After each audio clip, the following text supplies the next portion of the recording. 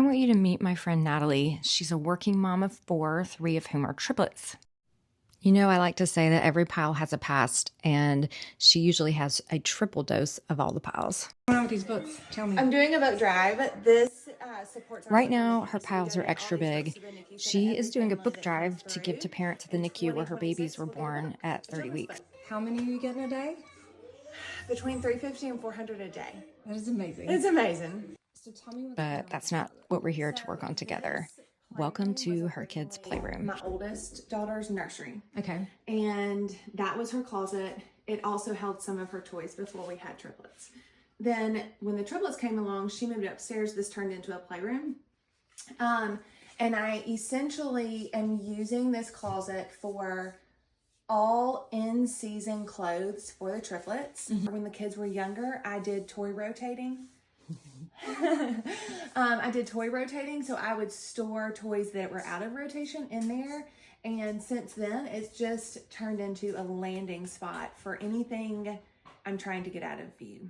Yeah. This right here, where the drawers, the plastic drawers and containers are, those are like shorts and anything that folds up. So PJs and things like that, because it's easier for me to keep them down here than having to go upstairs. So you get your kids dressed in here every day? Like they In the living room, yes. Oh, okay. I come in here and get their clothes. It keeps me from having to go upstairs and get their clothes. It's just easier. So upstairs holds next season's clothes. Isn't that funny? That's kind of the opposite of what a lot of people might do. Like in season's usually in the bedroom, but it Right. makes sense for you guys. Yeah. You've got 3 little people who are Yes. all the exact same age and development. And so like if your kids were spread apart in age, you've got the older ones who have different developmental skills. Right, and they can do things themselves, but That's I right. have to do 3. Yeah, So. really, the contributing factor is convenience and the 4 kids. Do you think that there's anything you need to declutter and downsize? Oh yeah. Okay. Oh yeah. There's stuff in there that's like for babies. Okay. Oh, yay. This is going to be fun. We had a few helpers on the job, so of course we put them to work. I also had my daughter Gigi assisting as director of photography, and she also did some organizing. Our first step was to clear out all the toys and activities. Going through these, the first one, when I was staying home with the triplets, former teacher, so I had flashcards, and it was just, we played games with them, did all kinds of stuff, and I basically took the flashcards out of the box, taped the front to these, and then stuck them in here. Cute. So this was like the box that it came in. Yes. And so I think we've aged out of that. All right. So what do you want to do with this? You want to just think donate this? I think we As donate. My kids were serviced through early intervention because they were triplets and they were born at 30 weeks. And one thing was occupational therapy. And so so they took the string and they put it through the holes, kind of like weaving it back and forth. We've aged out of that, so we don't need these anymore. So magnets, this alphabets and numbers, I think, so we could still use that, yeah. We worked on the rest of the activities for a bit and then moved on to the bigger job of the clothing. This can be an emotional thing, but the important part is the actual process of touching everything, talking about it, and then making a decision about its future. You would like to sell some of the kids' clothes. Yes. Kids' clothes are easy to sell. It's, most moms do that, and then they buy the next season with the money they earned, right? Yes. So some of this will be sold instead of donated. Yeah. Some will be donated. I mean, off camera, what Natalie said to me, she's like, I know you don't like this, but can we make a sale pile?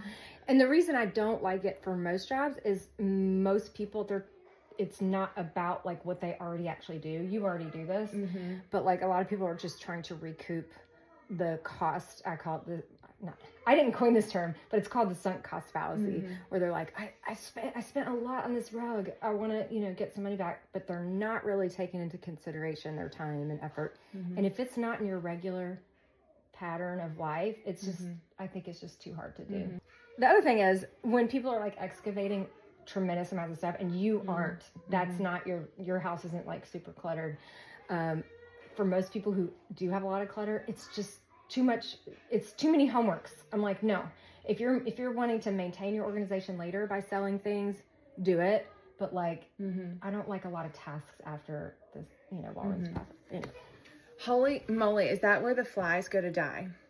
And I did not know that. Okay, so we've got all your clothes out here. So we're gonna go through them. I think you've got some cell stuff here. Oh, absolutely. Okay, great. This is a cell. Oh, go put it in the trash. Thank you. Black, or here, actually, Miss Terrell did it. Thank you. Thank you, Albert. Okay, you're on break now. Go do your break. This is a cell. A lot of this is really expensive. Oh my gosh, I swear to you, I had this. My mother made me one, except it had grosgrain. I love it. Grosgrain ribbon on it. All this is cell.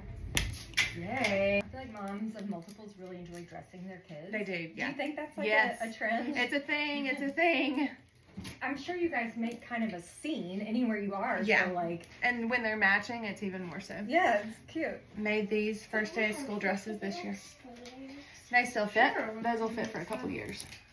So my mom's best friend, who taught me to sew, made this for Addie Jo when she was a baby. And it has a matching dress. It's hanging in that closet. Isn't it sweet? It's so sweet. Separate, for and I need keepsakes to- or yes. something. Okay. Roll Tide. These can go back in the closet. Roll Tide. Roll Tide.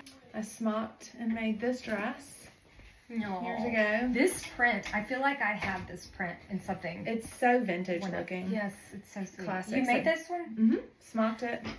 I need Made that. Please. Oh my gosh. Can I just take a cultural moment? So a lot of my viewers are not from Alabama. Most of them probably are, but some are not. Let's talk about the Peter Pan collars. Yeah. And kind of the look. Can you kind of explain, like I'm a northerner, Yeah. what So- this is about? All little boys wear little Peter Pan colored shirts and they button in the back, and you'll notice that there's always going to be piping on the sleeve and piping around. This is a ribbon that you'll sometimes see across the chest on girls or boys. And then It's a ribbon, okay. it's not a ribbon like you're thinking ribbon. Got it. This is hand embroidered trains. Oh. Yes, this is what they may call an insertion. Okay. And this has a box pleat on it. So you see that a lot with the piping around the Peter Pan This collar. is the box pleat right here. Yep, yep. And then again, the the piping on the sleeve too. Why is this a tradition for Southern boys? I don't know, it goes back generations. This is just what we wear. One of the hardest things with going through clothes is you think about like your kids when they wore it. So like this, Addie Jo wore for Christmas when I was pregnant with the triplets. Yeah. And then, when it's time for them to wear it, it's just, you think about those memories. There's memories attached to the clothes. As far as like managing your stuff with Addie Jo being a single, so do you not really keep some of her stuff for the girls to wear because there's not a matching one? Yes, I do keep it. And sometimes, depending on the brand, I know that I can get another one in a couple years. I would have to imagine that multiples, maybe especially girls, I don't know, like if they didn't have matching stuff but one of them liked a shirt, they'd be so mad that the other one got to wear They it. fight. Yeah, Like so- we used to, as siblings, we used to fight over what cup we got. Yeah, if it's a coordinating outfit, a lot of times they will fight over who gets to wear which one. So that And you're does, like, I don't feel like doing this. no, it complicates things. So this is a good example. These were Addie Jo's, my oldest daughter, but they're coordinating colors, so they go together. And they fight over which one, who's going to wear which one. So we finished. We have one bag of donates Yes. and a decent sized bag of trash. Yep. Mm-hmm. A huge pile of to sell. Yes. Like that's probably the biggest victory here. Clothes that have been sitting in there for 2 years that didn't fit. Yeah. To me, what I see, if I didn't know you at all as a person, I mean, we're neighbors, so we hang out sometimes. And like, if I just knew you from the possessions, I think it would all still be accurate. You really like to dress your kids, and there's a lot of them. Yeah. You are pretty utilitarian. You're like, well, I have this basket or bin, so I'm just going to use it. The point of today is more like, how can we get it a pretty brainless for you so that there's no decisions you have to make, and there's no like, I'll come back and do that later. Right. Convenience for me is huge. So having the closet set up in such a way that I can easily grab and easily put away is huge. What's your Enneagram type? Do you know? I Can't remember. Is it a 7 or a 1? I haven't written down. It's what I would consider the most annoying one. Like, I don't want to be friends with me. I think we all think we're the most annoying ones. So Yeah. one's like kind of a perfectionist. Things are I kind of think black it's a and white. 1. Okay. I think it's a 1. A 7's very fun loving. And It's not a 7. It's a 1.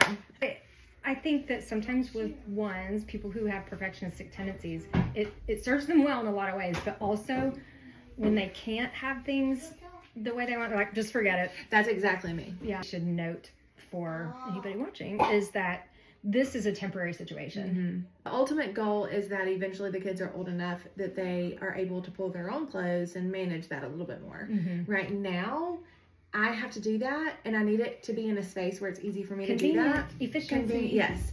And I do it oftentimes at night when they're already asleep, so I need it to be somewhere that I can go grab. Yep. Ultimately, their clothes will be in their room, just like their older sister. Yeah. And this can be more of like the playroom closet. If every pile has a past, what do you think what past are we seeing with your piles? Oh, I think that you are seeing the evolution of me and our family as we've gone from a family of 3 to a family of 6, but also an evolution of me, myself, because I was a stay-at-home mom. I had the time to devote to this playroom and that closet and making sure it's organized and easy and accessible. And then I went back to work. Yeah. And my kids got older, so we're in activities, and I don't have that kind of time anymore. Yeah. So we saw it kind of fall apart, and so it has grown as I have grown. Yeah. And I love that. I think we're at a good place right now. Yeah. I'm in a good place. It's at a good place. I love it. Yeah. Okay. Thank you so much. This is so fun. Love it. Yes. Before I show you the after, I want to remind you where we started. Just a very full closet with no real rhyme or reason as to where things were hanging. But now Natalie can more clearly see what she's got, and there's room for clothes without having to shove them in. Working in this space was about so much more than just the stuff. It was about Natalie's journey as a mom and how things are going to keep changing in the future too.